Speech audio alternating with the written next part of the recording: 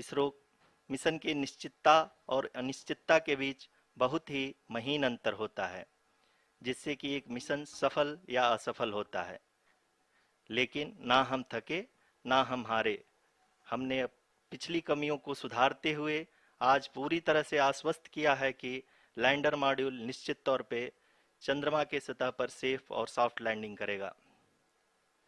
सभी दर्शकों के जानकारी के लिए अब हम इसरो के अब तक के सभी लूनर मिशंस को संक्षिप्त विवरण प्रस्तुत करेंगे।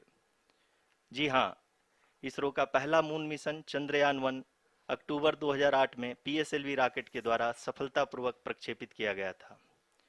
चंद्रयान-1 ने चंद्रमा के सतह पर पानी की खोज करके पहले ही इतिहास रच चुका है। यही कारण है कि आजकल विश्व के तमाम अंतरिक्ष वैज्ञानिक और स्पेस एजेंसियां चंद्रमा को और करीब से जानने के लिए उत्सुक दिख रही हैं। अगर हम बात करें चंद्रयान-2 की, जो इसरो का दूसरा मिशन है, जुलाई 2019 में इसरो के सबसे ताकतवर रॉकेट LVM-3 द्वारा सफलतापूर्वक प्रक्षेपित किया गया था और आज भी लगभग 4 साल बाद यह चंद्रमा के 100 किलोमीटर के सर्कुलर ऑर्बिट में घूमते हुए बहुत ही उत्तम क्वालिटी का डेटा प्रदान कर रहा है।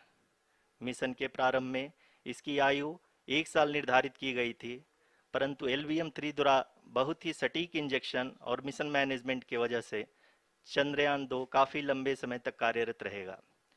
अब तक चंद्रयान-2 चंद्रमा के लगभग सभी भागों का चित्र ले चुका है। इसका एक बहुत ही महत्वपूर्ण पेलोड OHRC यानी कि ऑर्बिटर हाई रेजोल्यूशन कैमरा विश्व का सबसे बेहतरीन कैमरा है, जो कि चंद्रमा के सतह का लगातार पिक्चर भेज रहा है।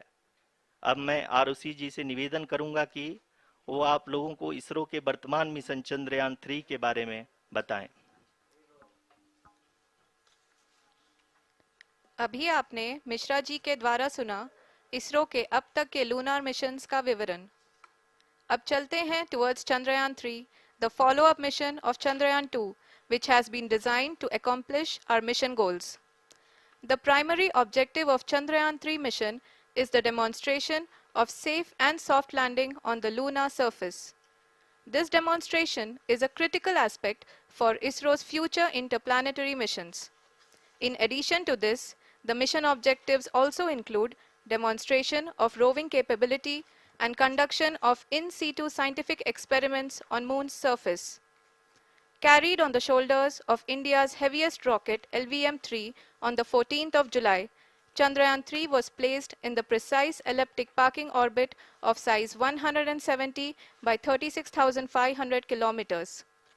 ISRO, in its mission plan of following the incremental trajectory approach, carried a total of 5 earthbound maneuvers. The fifth apogee-raising maneuver, which took place on the 25th of July, placed the spacecraft in an orbit of 250 by 1,27,000 kilometers. At the early hours of 1st August, the translunar injection was carried out, after which the composite module began the final leg of its long journey of nearly 3,84,000 kilometers for its rendezvous with the Moon. The TLI was a key step in the mission, enabling the spacecraft to escape Earth's gravitational pull and travel to the Moon. An orbit of 288 by 3,69,328 kilometers was achieved at the end of the translunar injection.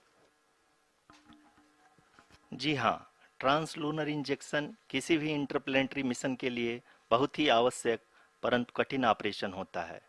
इस सफल manoeuvre के बाद चंद्रयान-3 पृथ्वी से दूर निकलकर चंद्रमा के प्रभाव क्षेत्र में एक हाइपरबोलिक ट्रेजेक्टरी के द्वारा पहुंचाया गया।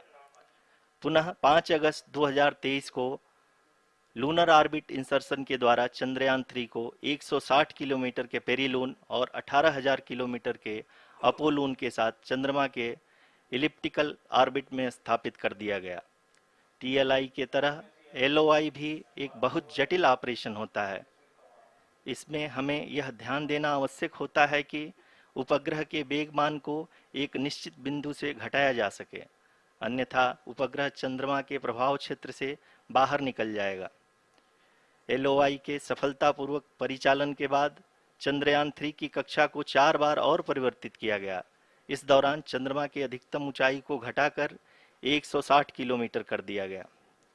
इस पूरी प्रक्रिया में प्रपल्सन मॉड्यूल का लगभग 755 किलोग्राम ईंधन का उपयोग हुआ और चंद्रयान 3 के वेग मान को लगभग 850 मीटर प्रति सेकंड कम कर दिया गया। लैंडर मॉड्यूल को लगभग 150 किलोमीटर के सर्कुलर ऑर्बिट में स्थापित करने के बाद 17 अगस्त 2023 को प्रपल्सन मॉड्यूल से अलग कर दिया गया। पुनः लैंडर मॉडल के ऑर्बिट को 2 डीबूस्ट मैन्यूवर्स के द्वारा 150 किलोमीटर के सर्कुलर ऑर्बिट से घटाकर 25 गुणे 130 किलोमीटर के एलिप्टिकल ऑर्बिट में स्थापित कर दिया गया। इस दौरान यह भी सुनिश्चित कर दिया गया कि 800 न्यूटन के चारों थ्रोटेबल थ्रस्टर्स पावर डिसेंट के समय किसी भी चुनौती का सामना कर सकें।